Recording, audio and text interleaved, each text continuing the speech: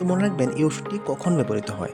যখন বাচ্চার পেট ফাঁপা আছে, ঠিকভাবে হজম হচ্ছে না, খাওয়ার ইচ্ছা হচ্ছে না বা পায়খানা ঠিকভাবে হচ্ছে না। তো এইসব ক্ষেত্রে বাচ্চাদের জন্য এই ওষুধটি ডক্টর প্রেসক্রাইব করে।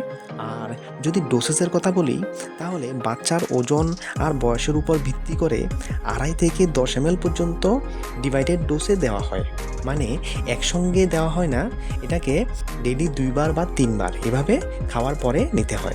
ডোজটা মেইনলি বাচ্চার ওজন আর বয়সের উপর ভিত্তি করেই ডক্টর প্রেসক্রাইব করে। 2.5 ml করে ডেইলি 3 বার বা 5 ml করে ডেইলি 3 বার এভাবে এটাকে প্রেসক্রাইব করে। আর এটা সবসময় খাওয়ার পরে নিতে হয়।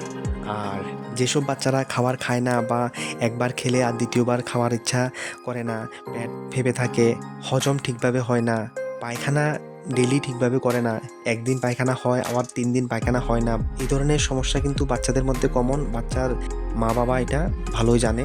যাদের ঘরে বাচ্চা আছে তারা সবাই জানে যে বাচ্চাদের মধ্যে এই সমস্যাটা খুব কমন। তো এই ক্ষেত্রেই এই ওষুধটি ব্যবহৃত হয়। এটা একটা হজমের ওষুধ।